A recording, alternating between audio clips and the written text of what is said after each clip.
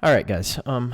Going to jump into a little analysis, and then going to touch on a few things that are pretty important that I am seeing, not just in here, but I've been getting DMs, questions, DMs on Twitter, DMs in Discord, and just watching the overall chat and hear some things that I think are pretty important that I go over. So, first thing, FSell. Guys, I even tweeted this last night. The mark every single day for, I don't even know now, maybe 2 weeks, we are seeing, we're seeing a nice pre-market and then momentum into open and a bull trap in open first 30 minutes. Like I've said for a while now, I'm watching the first 30 minutes, see what kind of action we have. For the last week or two, we've seen momentum in the first 15 to 30 minutes, 45 minutes, and then some big time flush action.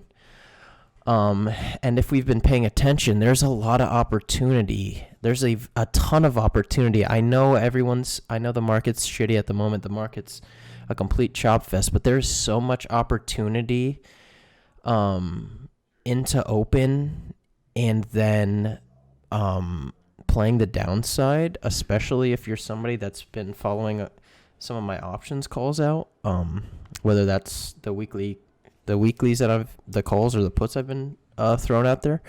But let's check this chart here. So this is the 9:35 minute, and you can see we bounce off our bottom fib level here. And we bounce about 40 cents. We bounce through a whole fib level, your 9 EMA, VWAP, 50 MA, okay? And then followed by another really nice candle on the 5-minute. Eventually, we end up here at 9:45, wicking through the 200. Next candle, crazy looking candle, rejected again at the 200, and then big time flush, bounced off our 9 EMA and VWAP. Closed over the 38 fib, wicked through the 200, rejection at the 200. Again, crazy candle, big time bounce off VWAP. And right in here is when I knew that I was talking to my buddy who I trade with. I'm like, if this doesn't break the 200, it's gonna get rejected hard. And then we see at 10:05, big time rejection through your 9 EMA, through VWAP, failure to break the 9 EMA, rejection, big time flush. In here is when we started that downtrend, that downward action that we've seen now for 2 weeks, so 2-3 weeks. So there's a lot of opportunity. I don't like to play options right at open. The prices get jacked up, but I'll take some commons. I'll for sure scalp commons, and that's what I've been doing. Now it's a little bit riskier because we've seen a ton of volatility. But if you've been trading for a bit, there's a lot of opportunity to be made right into open and then playing the downside. I ended up taking some puts on FSL today that did very well, about 30% or so, and then I ended up getting out. But you can see we approached this bounce here, this demand zone. Nice movement then here out of our demand zone. Again, we're using everything we can to give us a high probability of success. We're using our fib level here. So as I see this downtrend, I'm like, okay, where do I have support? I already had my demand zone drawn. I'm like, okay, demand. Will we get a bounce out of demand? If demand fails, well, not if demand fails to hold, but the bottom of our demand zone is at the bottom of this fib level at 777. So if it's going to bounce somewhere in this demand zone. And what did we get? Really nice move out of demand. Tested the 9 EMA, rejection, candle at 10:55, big time break through our 50 and 9 EMA, rejection at VWAP. But guys, I know a lot of you now have been using the 9 EMA, and I'm getting messages and people in chat are saying how powerful it is and how well it's working for you. I know Juan, Austin, some others, Transit. I know there's other people that have been mentioning it too, but The power of the 90 MA. We break the 90 MA. We back test the 90 MA and 50 right here.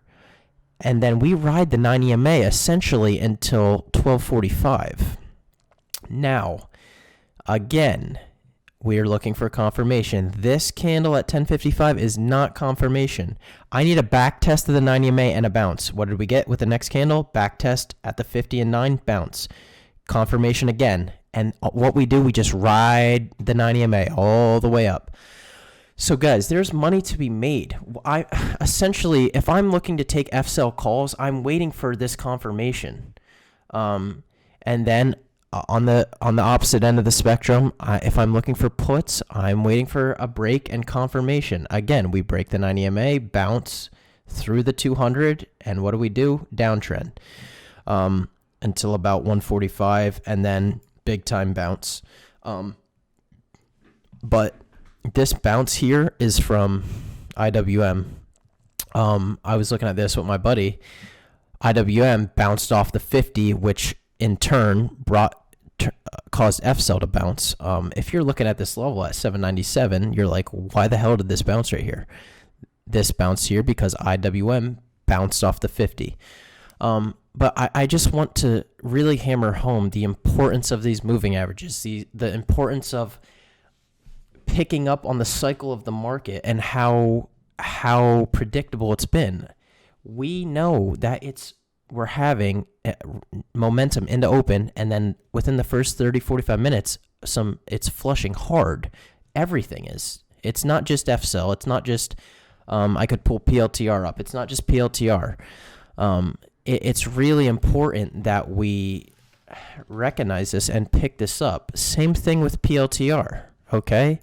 Right at 9:30, big time move up, and then the same time F-sell flushed, PLTR flush through your 90 MA, and then here at 150, really nice movement on the 90 MA all the way up into close. It's just so important, the power of the 90 MA. It's very important using it in the intraday chart. Whether you're playing options, commons, whatever, I strongly suggest you slap it on your chart and just see how well it works out for you. And back testing has helped a ton. Yeah, Juan, it's important that you see a back test with confirmation. But it's very important that you try the 90 MA out.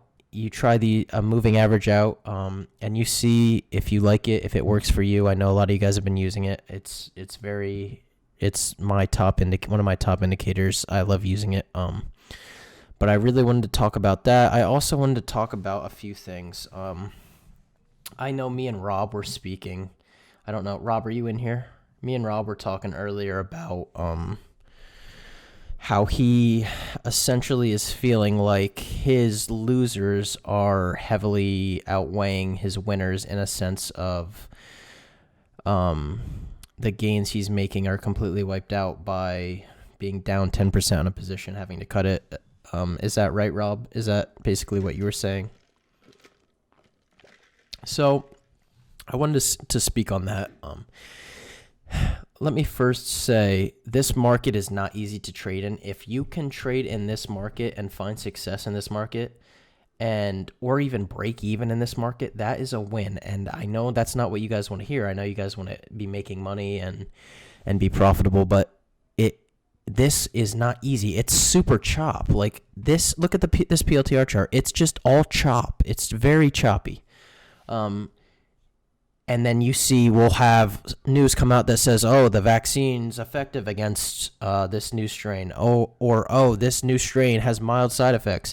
And then an hour later we get, a third confirmed case is found in the U.S. So, and these things affect the market. Yeah, Austin. No, it wasn't easy on PLTR or anything in general. But back to my point is, every little thing is affecting the market in either direction now. So it's just, if you are not comfortable trading in the market, I highly suggest really studying, really learning, you don't even have to trade. Look at some charts, see how things play out, predict what you think's going to happen. Do you say, oh, I think this is going to bounce here off the 200? Oh, I think this is going to break the 90 MA and continue up. See if what you're thinking happens and plays out, even if you don't, like, if you're not comfortable with trading in this market. I completely understand. But paper trading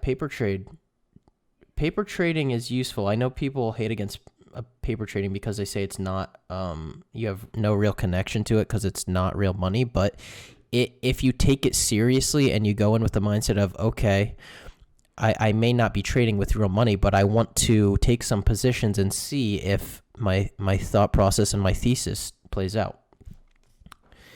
Yeah, definitely, Austin. I think paper trading is very beneficial. But to go back on what Rob was saying, I feel like it's a combination of multiple things. If anyone is in the same boat as Rob, where they're feeling like, okay, my winners, I'm not really, I'm like, my winners are great, but my losers are outweighing any profit I'm making. I think it comes down to a few things. One of those things is, one, right now is not the time really to be swing trading. And I've been kind of calling this a 30-minute market. And what I mean by that is we'll have a 30-minute healthy uptrend, and then we'll have the next 30 minutes are complete chop, and the complete opposite. We'll have a 30-minute pullback, then the next 30 minutes, a nice little uptrend.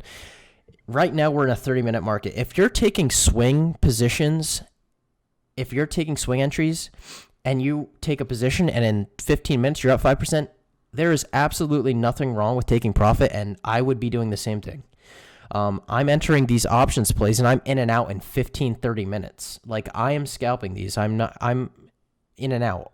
I mentioned that I was holding some FSL calls overnight, and that it's risky because it is. This is an absolute take profit when it's available type market. It's very risky to hold swings at this current moment because God only knows, news could come out tomorrow or tonight that Biden has COVID. God forbid. Like we saw what happened when Trump had COVID.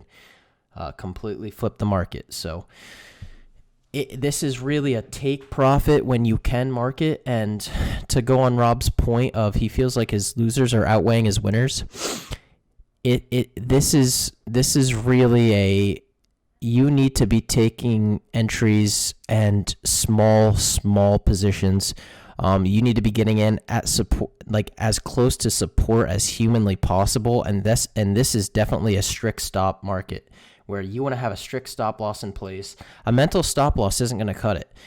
If you buy, say you're taking a position in something at $4.05, and you know $4 is that make or break level, you best believe you better have a stop loss a few cents under that. So what? You get stopped out. You're down 1%. That's a hell of a lot better than 10%.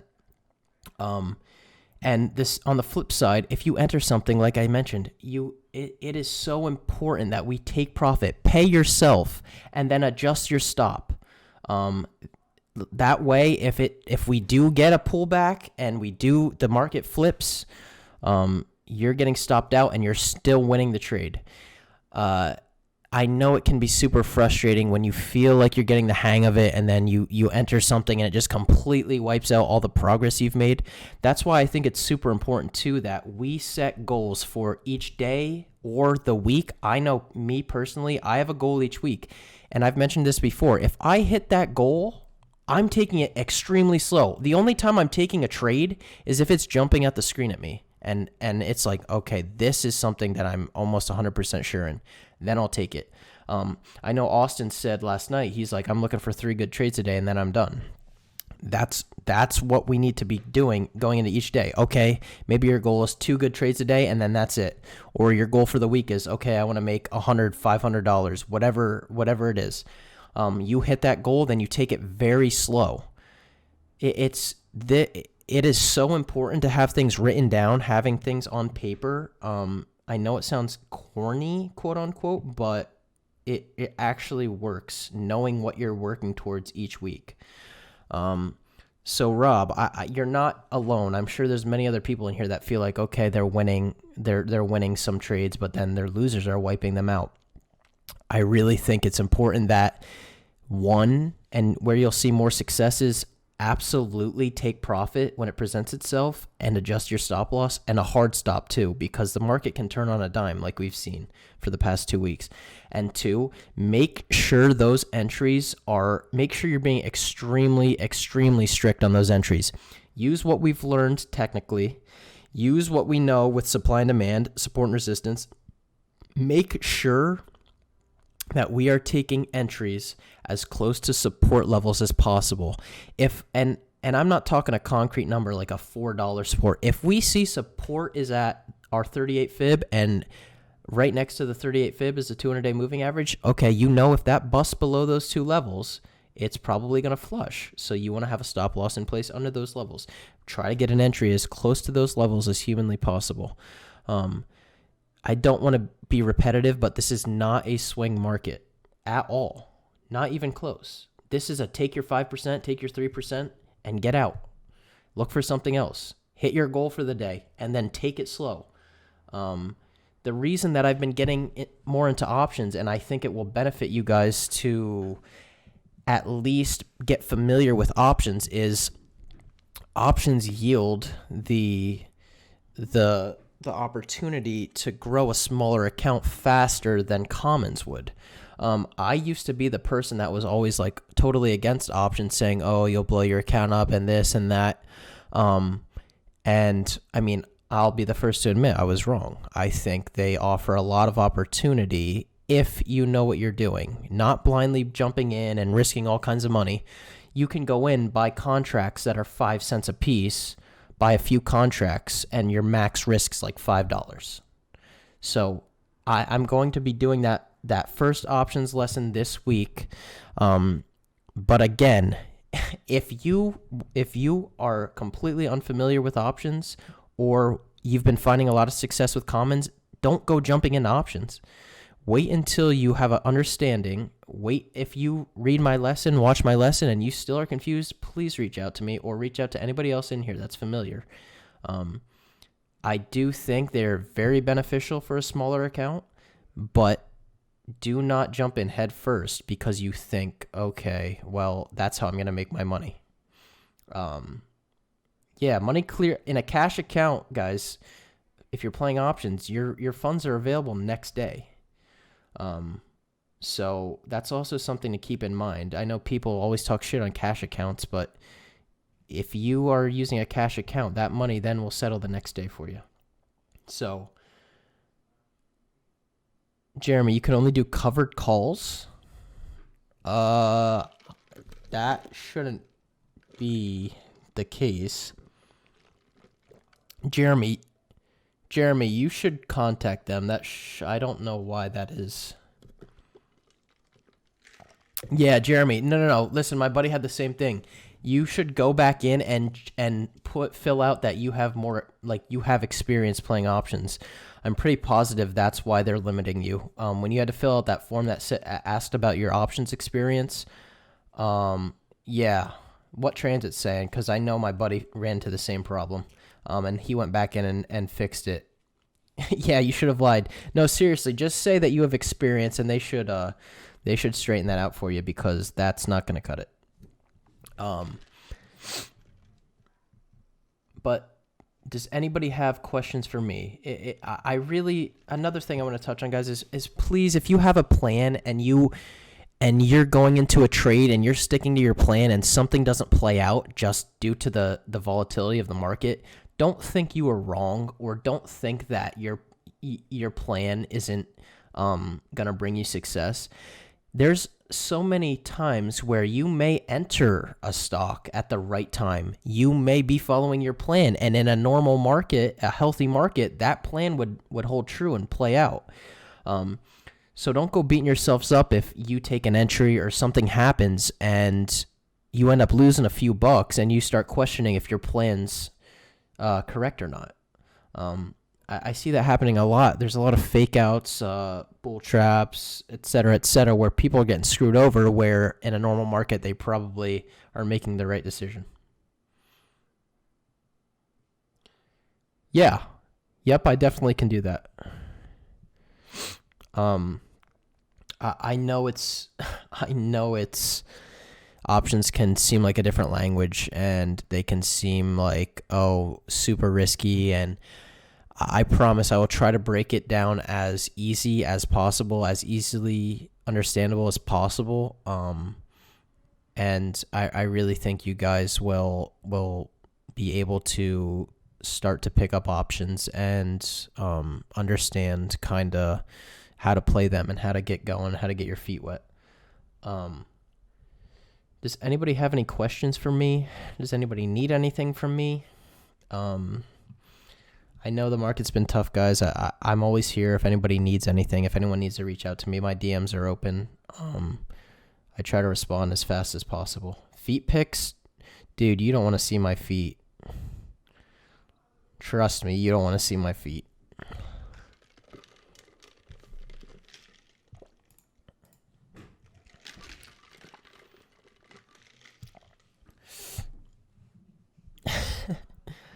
It takes such good. I've never been able to understand other stock exchanges.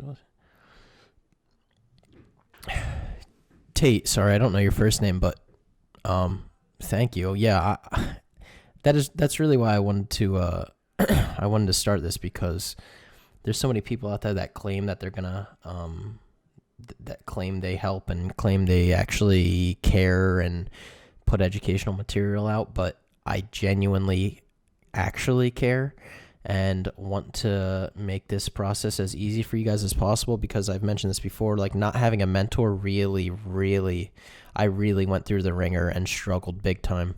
And I just don't want the same for you guys, and I think I can expedite that process in a way where you guys have me as your quote unquote mentor, and I'm just here to get you guys going so one day you won't need me.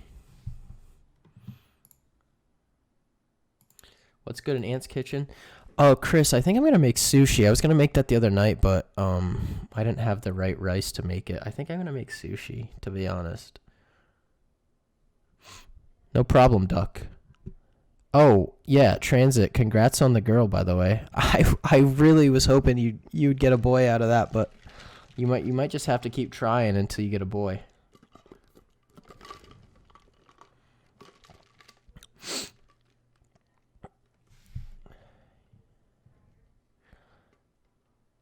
See you, Austin.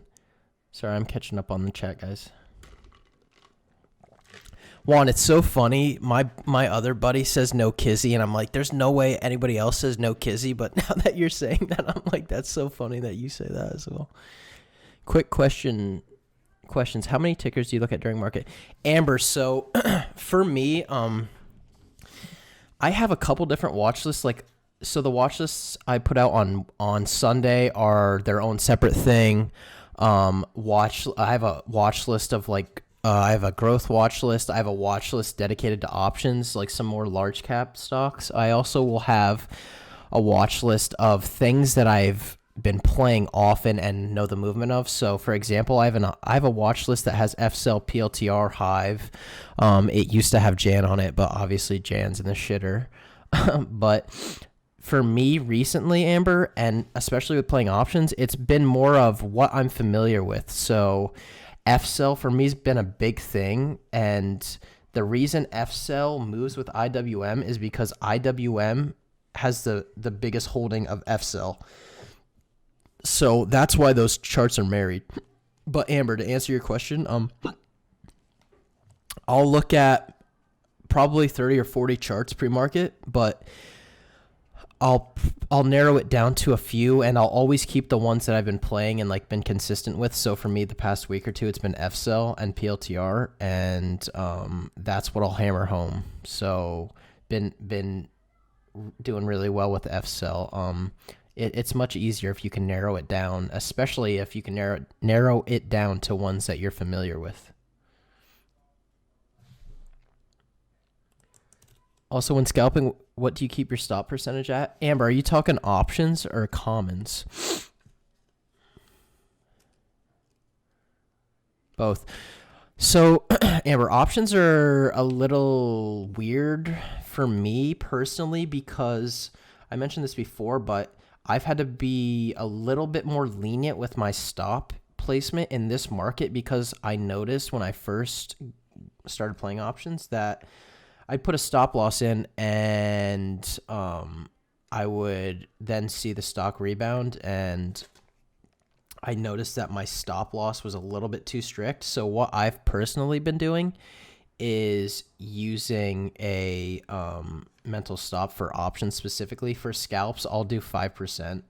Or it depends. Like if I'm scalping something and I'm in very close to support, my stop will always be under like a major support level, just to minimize my risk. Gaba, I've noticed that you stopped mentioning those Momo before each market open.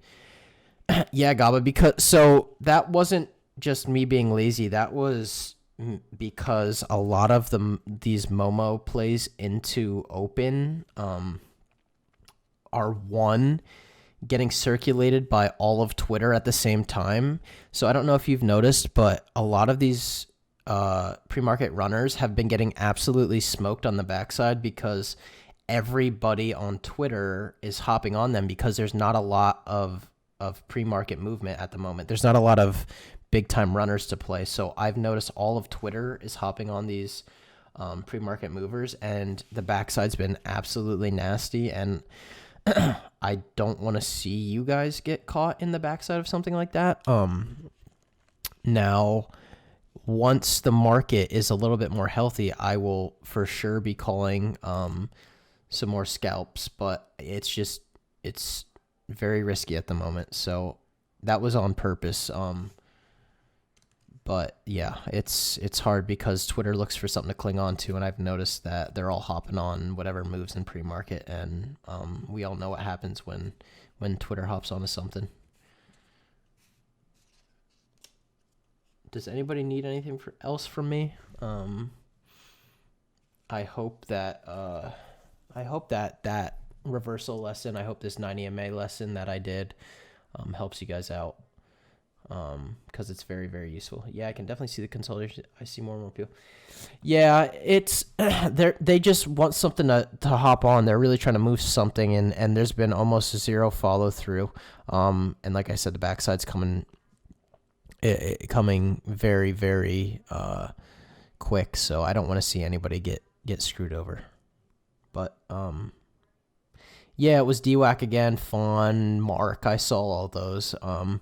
I saw last night they were getting some love into close. So, yeah, they'll try to run anything. They don't care. They'll run whatever they want. But guys, I'm going to hop off here. If you have any questions, leave them in the chat. Again, remember this week on Sunday, I'm doing a lesson on Fibonacci for you guys, and I'm also doing the start of the options series. So, you can look forward to those. And the first episode of season 2 of the podcast comes out Saturday with Teddy and myself. We got to interview the founder of Wall Street Bet, so I think you guys will really enjoy that. But have a great night, guys, and I will talk to you soon.